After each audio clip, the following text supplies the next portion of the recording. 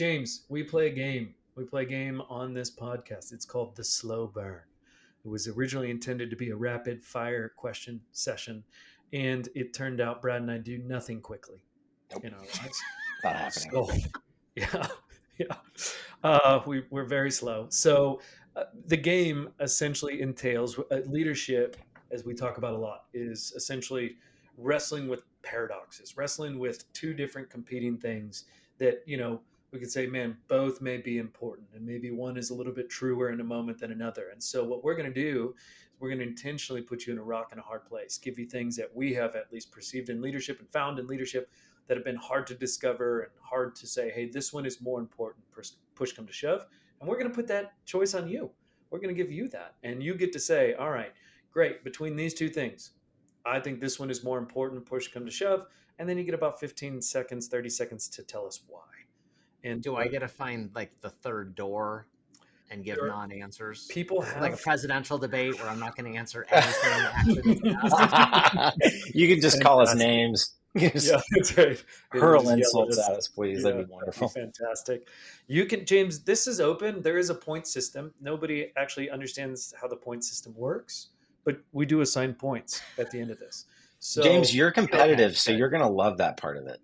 I'm going to want to win. The problem is I don't actually know what I'm playing for or what the score is. And Brad and I like it that way. We love to live in the gray area. So, but we will give you a score at the end of the round.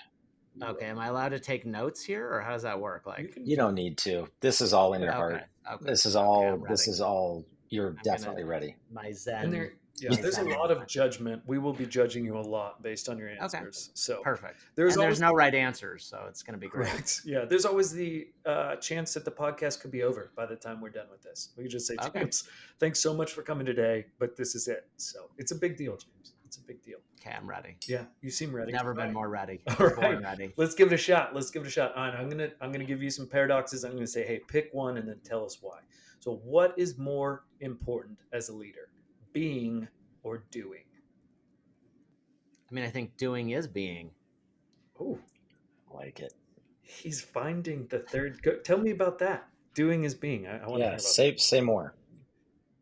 I think that when you are a leader, people ultimately follow what you do rather than what you say.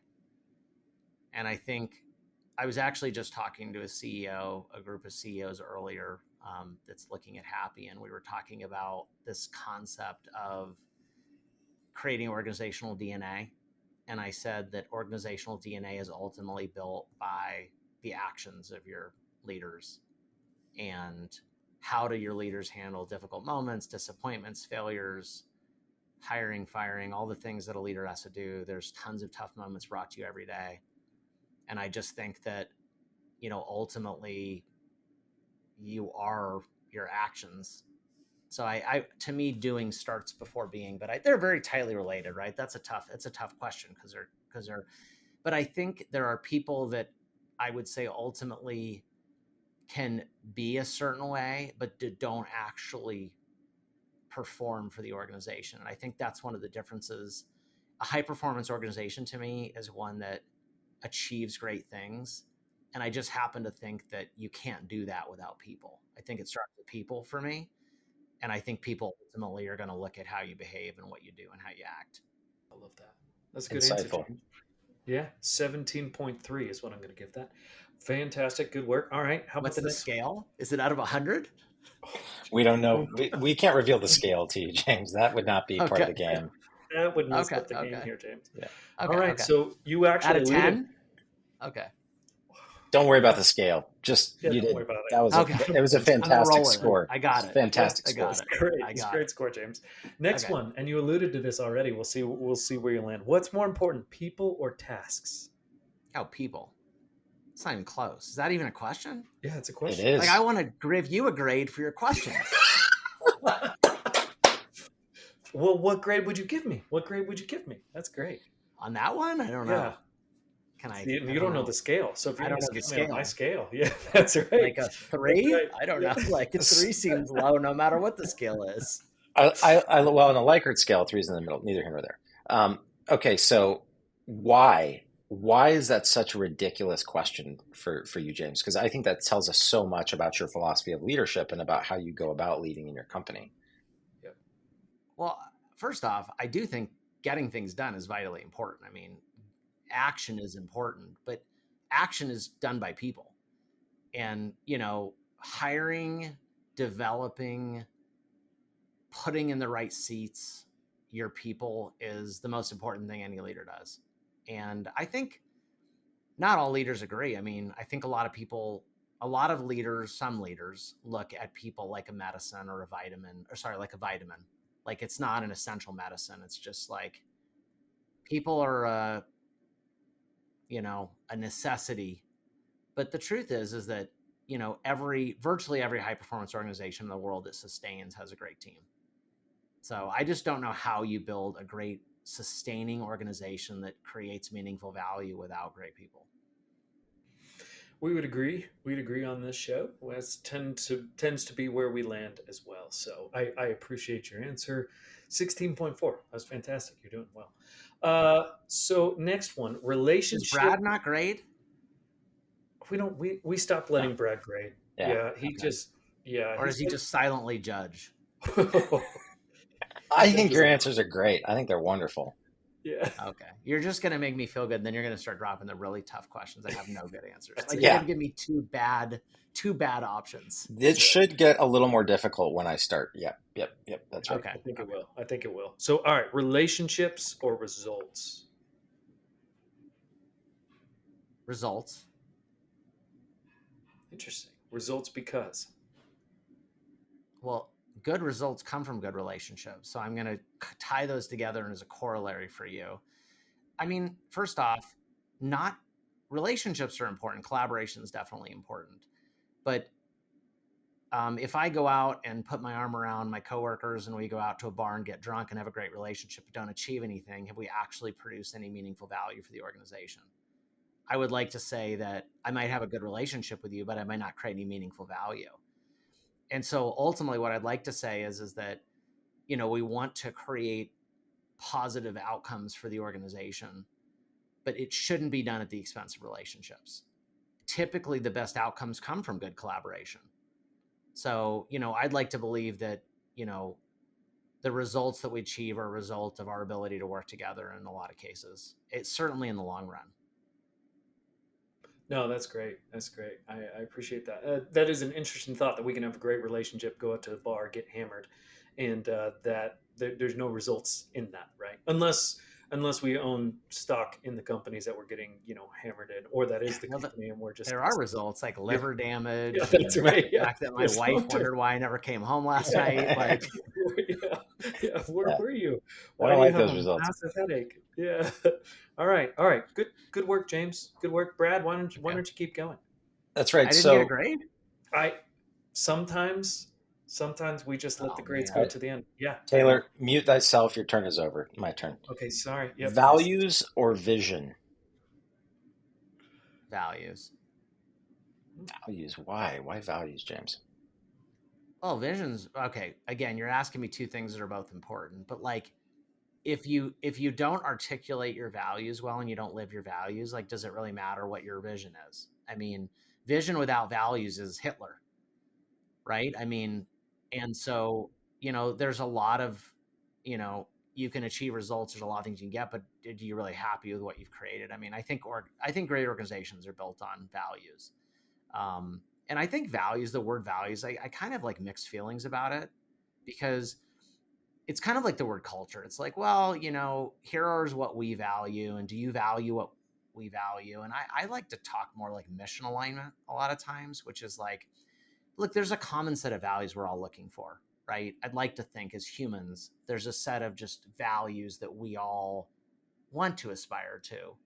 Treat each other fairly. We want an organization that rewards people and that appreciates people. I mean, and so it's kind of funny. It's like you put all these values on your website, but it's like, oh, well, what are your values? Hard work. Man, I was really looking for a company that valued being lazy, so I'm really upset right now because I found hard work on your values list.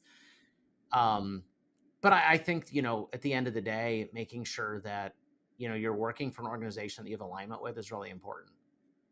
like there's three things to me that I think like, you know, you want someone to come to work and be highly motivated. And when someone comes to work and is highly motivated, why?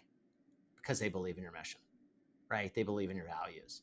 It's really hard. Like, how many times does someone come to work and be like, oh man, I'm highly motivated to come to work today. And you're like, oh yeah, like what's going on? Oh man, I don't agree with like what I do. And like, I don't agree with these guys' values at all. And like, I don't believe in their mission. Like, that doesn't happen. So to me, that's why, you know, values and mission would be number one for me. That's great. Along the same lines, pardon, goodness or greatness? What's more important in leadership, goodness or greatness? I think goodness. If we're saying goodness in the concept, I mean, like, I mean, great is better than good, but I'm assuming you mean great. Like, I don't know. That's hard because, like, goodness, I'm subscribing like a moral fiber to goodness, which I don't know if I'm reading that into your question, No, but that's the direction. Goodness is, yeah, moral fiber. It's ethics. It's think human flourishing. Think a good, healthy, sustainable organization. so what organization or leader sustainably over time leads without, you know, a good moral compass? Like, yeah, you might get away with it for a year or two, or maybe one company or a launch or something like that. But like at the end of the day, like I think doing the right thing, that's going to win, you know, over time. Maybe greatness, you know, maybe someone that's unethical has a win here or there. They, you know, IPO a company, but like over time, my dad said something to me that I thought was one of the best things that like I'd ever heard, which was I had a kid, wasn't a friend, but a kid on my bus that was throwing my baseball glove and my lunch like out the van window of our or out of the window of our bus. And I'm like, Dad, this like really sucks. Like he's never gotten in trouble. Like he threw my like Doritos out the window. And like I said something to the bus driver, and the bus driver told me to sit down, right? And my dad said, no matter what, like life isn't fair. And he knows that he's an asshole. And that's the worst punishment you could ever give him. So like you don't even need to do anything about it because he's got to live with the fact that you throw your Doritos out. And I thought a lot about that as I got older. And I thought like the thing about goodness is as a CEO is it's really about your intention. Like if you are working hard to do the right things, like to me, that's what gives you the freedom to really be a great leader.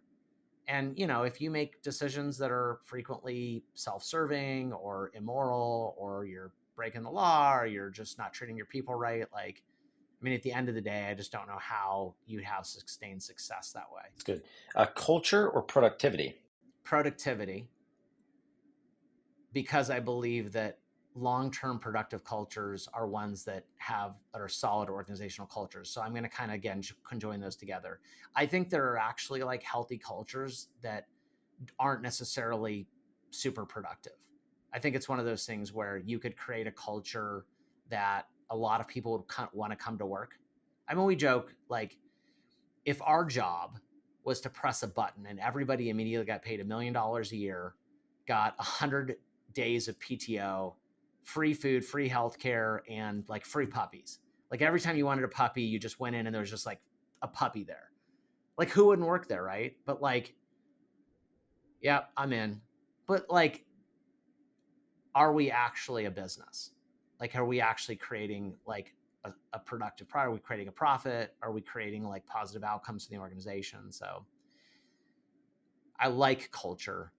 I like the word organizational culture better. But ultimately, I think like that will all distill down to like the productivity of the organization. Like organizations won't be productive in the long run without a good culture. And why do you like the term organizational culture better? Tell us more about what's underneath there. It comes from like I have like I don't want to use the word hate, but like I'm really like not a fan of the word engagement, employee engagement, even though I know that's like the key buzzword and like Gallup does all their studies on whether you're engaged or not. Because for one thing is engagement is very strongly driven based on the manager employee relationship. And it's also like people would say, oh, well, nobody says they have a great culture when they have a really terrible relationship with their manager. So it's very driven by that. And the second thing is that I think a lot of leaders take the word employee engagement, they think of it as like, you know, free lunch or like Taco Tuesday or, you know, free birthday cake or whatever. And it's like not a real thing. Where like, to me, organizational culture is the DNA of your organization. It's what would happen if you took the managers and leaders out of the building for a week? What does the company do when those people are gone? Yeah. And so to me, organizational culture is your ongoing DNA. It also takes a long time to like improve or screw up. Like it could take a year or two to like turn around your culture. But I like organizational culture because I want to think of like, what's the DNA of the whole organization? Last one here, recovery or performance? Performance. I only say that because I don't really recover well. So I'm like really crappy at that. Um, so You're if you're like, from flying perform, and racing, I'm like, yeah, right. I'm just going to like, yeah, I'm like, but that's more of like a personal thing, right? Like I actually appreciate recovery. I just don't know how to do it well. Yep. That's good. That's James, good. man, so insightful. And it's such a fun way. Before we ask you to tell us your story, you've already told us so much about your feelings, your thoughts, your perspective on leadership, and already just given us so much insight into who you are. But, at this point, we'd love just to hear you tell us a little bit how you got to where you are today. And it's really, free for you. You can share maybe some of those early experiences that really shaped you, or some of the mentors, or you can share more along the career lines on the companies that you started and how you kind of find your place here with Happy Company. So tell us your story, James. I'm just upset that Taylor didn't grade the rest of my answers at this Oh, I point. I'm going did. to have to Oh, get over that. I Okay. did. Well, James, I'm going to have don't to worry. get over You didn't that. Well, ask then you your didn't, score. You didn't but ask you your didn't. final I just score. brushed I right asked along my, past that. I just You asked brushed I right asked, along. everyone, James. You asked I asked my third score and you like literally said, you like shrugged and like kind of did this. And the I was like, the okay, well, first rule like, of the game is there are no rules. So you scored 347.259, which is a this is pretty like, good score. this is like Hunger Games or something. Like It is. It's someone's barbaric. going to like attack me with like a spear here during this Yeah. podcast. Yeah. Yeah. You are the weakest link. And then we're just going to, I tried to say weakest. I said weakest, but and then, That might be a thing also. yeah, it might Right. Yeah. Yeah. be. 2024. James, it was a good score, man. You did well. Okay. You did well. Fantastic. We can neither confirm nor deny that you are in first or last place all time, but you Or are both at somewhere the on the same all time. time scoreboard. So at Okay. some point, we'll probably bring all of our top performers back, and we'll just have Okay. them go head to head. So It'd be like then it will like be Like like that. Hunger Games. think like WrestleMania. It'll be like that Mm, kind of a thing. Like I yeah. like that. Just consider me the Eastern European judge who just kind of sits there and judges harshly in the corner. Okay, perfect. But you I did like well. it. You performed. You performed, James. We're proud of you. Yeah, so my story, it's like an analysis of how many things can one screw up in a lifetime, right? Like how many mistakes can one human make and then and still somehow convince people to still work for him. please I So, love continue. that. I What do you love it. mean by that? Yeah. you know, I really love entrepreneurship. It's something that's really important to me. I think that it's a vital part of our world of being able to create great things. I want to build great things. Like at the end of the day, I am the dumbest man alive. And so I sold one of my companies to a private equity backed company a few years ago and did well enough. I probably didn't need to work. And then I decided to be really stupid and start more businesses and, risk the money I made in starting new things. Right. So it's like, my wife can confirm that, I'm not all that smart really when it comes down to it. But no, I mean, just love building stuff. Love building stuff. I tried to build YouTube before YouTube existed. So I started a video sharing startup like a year before YouTube came out. Learned a lot about building tech. Learned how not to do it really well. So I've got that checked off. But no, I've run a lot of different kinds of businesses from media to live streaming, video production, marketing agency, tech startup, consulting. You name it. I've done a little bit of everything, and just have learned a lot through the journey. Learned a lot about myself. Learned a lot about what leadership means to me. I think my big takeaway has been just leaders learn and they learn from their mistakes, and it's an ongoing journey, right? Like there's no light switch that says, man, great, you're a leader, you're a great leader, great, congrats, sweet, finally got that light switch to go on. Yeah. Well, yeah, I'm certified. Yeah, it's just learning, just ongoing learning, right? I think the thing you learn is that how little you know, and there's always so much more to learn. So I think that's a really beautiful part about leadership is like we're continuing to evolve. Yeah. No, that's well said, man. Failure. We get common themes a lot on the podcast, and one of them is that kind of failure is the pathway forward if you allow it to be.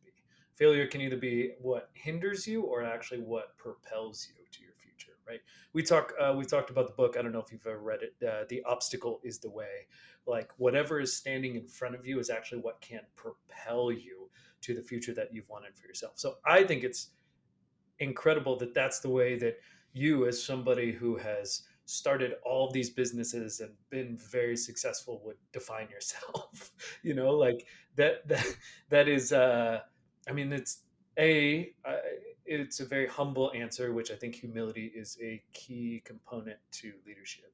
And B, I really hope our listeners key in on that you have just learned to kind of, sounds like, embrace failure as your way to actually get on to doing the things that you want to do. Does that fit? It seems like it fits with you. I'm trying to land, and it's like pretty much about to kill myself before the instructor comes in and makes sure that I don't kill myself. And I'm like, why is this so difficult? Like, this is next to impossible. And she's like, well, every time you get better. And then like 18 hours later of flying, I'm like landing, and like she's like, great job, good landing. And I'm like, I just landed the plane myself. Like, this is amazing. Well, I like failed like landing 30 times, right? And then like just continuing to get better at it. It's just, I don't think humility is an important part of leadership, right? I mean, but like we all failed. Like I think normalizing failure is like a big part of just becoming great at anything. 100%. 100%. Yeah, failing forward until you can finally land the plane, and hopefully don't crash it before you learn how to land it. That would be positive. Can we circle back though, because one of the things that we haven't talked about is you just casually throw in there, I race high speed vehicles. So can you talk about which was a very casual, just like, it's like, oh, everybody does this, and not on Xbox, like, no, in real life, and you've won. So